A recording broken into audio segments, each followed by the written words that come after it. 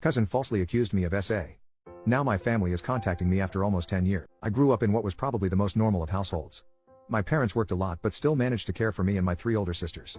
We were never super close as a family, but we never had any issues either. The same goes for my extended family. They always lived a few hours away, but we saw each other during summer holidays or Christmas and always got along great. However, as we got older, we naturally grew apart as everyone had their own lives. I'm 31 now. In 2014, when I was 22 and attending university, I received a phone call from my mother that turned my life upside down. I remember I didn't even answer at first because I was gaming with friends. However, she called again immediately after the first call. This was an unwritten rule in the family. If you call twice like that, it's important, like someone died important. So when she called again, I excused myself and answered, only to hear chaos on the other end, like people were arguing.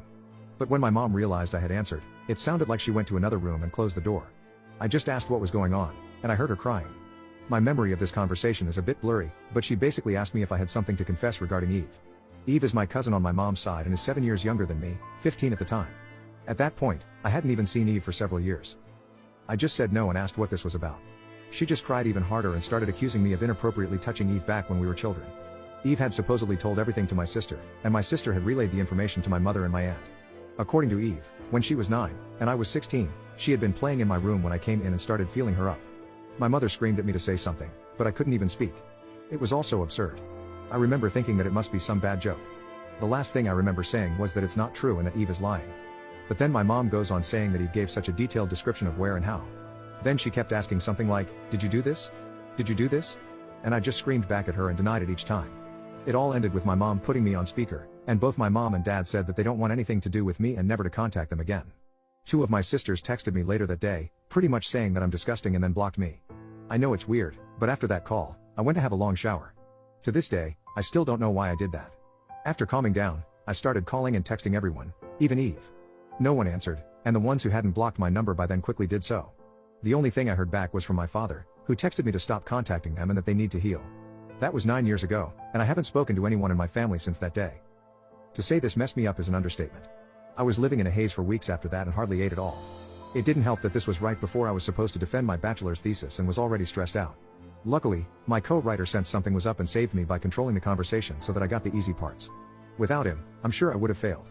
Needless to say, no one came to my graduation. Then started the worst period of my life. I spent the first year expecting the cops to knock on my door and arrest me for what I had been accused of doing. I didn't land any jobs, I just lived off my saved money. I drank a lot and did oxy. I also grew resentful and violent. The only reason I didn't hurt anyone is that no one was around. My neighbor called the cops on me once after I had smashed a glass, but I managed to convince the officers that I had just dropped it, and they went away since there were no others inside my apartment. Instead of sleeping, I spent my nights planning how I could get revenge on Eve and make sure no one ever found out. I even thought about how I could actually do the things she had accused me of, but much worse. I know, I'm not proud of that. I landed my first real job in my field in late 2015. Only then did things start to improve. I focused all my time on my job, as it gave me something normal to do. Recovery was a slow process, but I drank less and smiled more. I lived cheaply and earned good money, so I made a point of buying myself a nice gift for my birthdays, a VR headset, a motorcycle, Lego, etc. And last year, I moved from my crappy apartment and bought a small house. It was an old dream of mine to have my own garage and a garden to care for. This has boosted me even more. So my life is okay now. I still have problems. I've been on antidepressants for the last few years, and while they help, it's not in a happy way. They simply remove the dark thoughts and replace them with dead ones. My trust in other people is close to non-existent. I've tried dating but have only been on 2 dates with 2 different women. It's really hard to speak like a normal person when it comes down to it. And what would I tell a potential partner when she asks about my family? Oh, you know, they accused me of a heinous crime, and we're not talking anymore. But I didn't do it, I swear. My field is very male-dominated, so the only woman I really speak to is my therapist, whom I like a lot. A few days ago, I received a text from my mother. It felt unreal, and I was scared to open it at first, so I just stared at the notification for hours before opening it.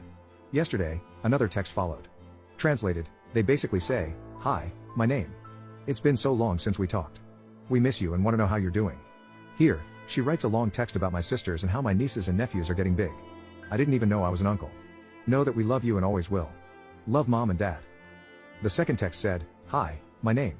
We understand if you don't want to talk to us after what happened, but please listen. Last month, the subject of you was brought up at a family gathering. During this, Eve was downplaying everything that had happened to her. It got so awkward that she finally admitted that nothing happened and that she probably just dreamt it. We were all appalled by this. When we last spoke, we wanted to protect Eve and did the only thing we thought we could do. We know that's not excusing how you were treated. What Eve did was wrong, and we're all angry at her. We have called everyone that knew and told them the truth. We all want to speak with you, and your sisters want you to meet their families. Please write back if you can find it in you to forgive us. Love, Mom and Dad. So yeah, that's my situation right now. I haven't answered, but they no doubt know I've seen it. Truth be told, I'm seething. So many old, horrible memories are now stirring again. I don't want to forgive them, and I wouldn't trust myself to be in the same room as them right now. Part of me wants to call my family and unleash everything on them, to guilt them with everything I went through until they all hit their rock bottom. Then dedicate my life to making my cousin's life as miserable as possible. The other part wants to ignore them and continue with my okayish life with my motorcycle and my garden to keep me company. I don't have any friends. The only people I speak to are my coworkers, but we're not really close. I've called my therapist's clinic, but they told me she's on vacation and won't be available for weeks, and I don't want anyone else other than her. So that leaves internet strangers. Please, where to go from here? Do I ignore them and continue as is? Or do I answer? And if so, what to even write? I'm pretty sure meeting them in person would be a bad idea for the foreseeable future, but I'm not even sure how my life can improve from picking up those old threads. As embarrassing as it may sound, I've dreamed about the day when they apologize to me by throwing themselves to the ground and kissing my feet. Texting seems so anticlimactic now. Update 1. Hi, it's been a while since my last post, and I can't count the people asking me for an update. So I thought I'd post one, even though there's not much to say. First, I'd like to get a few things out of the way. Many people told me I should pursue legal action. I didn't mention this in my first post, but I decided against it long ago for a few reasons. In the best case, she would get a slap on the wrist, and I wouldn't gain much at all. I just don't think it's worth the legal headache. And if somehow I end up losing, I'll owe her legal costs. A lot of people have been messaging me about the fake updates. As I wrote in an edit to my other post, there are some fake updates on TikTok and YouTube. So if you saw something on other platforms that you didn't read here, then it wasn't by me. While I don't really care about people making fake updates, I just want everyone that saw my original post to know that these videos are not by me. With that cleared up, I'll add what's actually going on with my life right now. Know that I wrote the original post in anger and because I was completely lost on what to do. I needed a kick to the head, and I got that within the first couple of comments.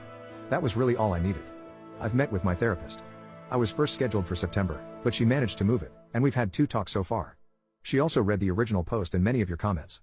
While she would have preferred me to confide in a colleague of hers, in the end, she was glad you guys told me to calm down a bit and wait. She knows firsthand how I can get when angry. I won't go through everything we talked about, but it comes down to the fact that I may respond to my parents at some point, but if I do, it won't be anytime soon. I've started writing everything down that I want to say to my family, and then my therapist, and I will go through those things continuously. For those who asked, they haven't tried to contact me further. I will not be updating this issue anymore, nor will I be commenting unless it's something very important. I don't want to be rude, and I appreciate all the support, but it really is draining sometimes. I'd like to end by saying, thanks again to all the people who've been wishing me well and checking up on me. And for the people writing to check that I'm still alive, don't worry. You don't have to do that. I'm off work for a while and not at the computer much. I'm busy painting my garage.